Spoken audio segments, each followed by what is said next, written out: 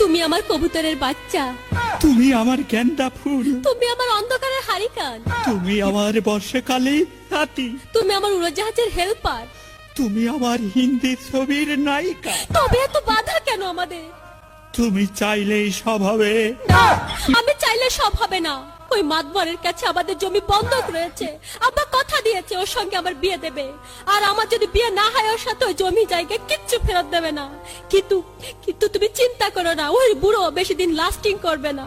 তখন তুমি হবে আমার হৃদয় রাজ্যের রাজা।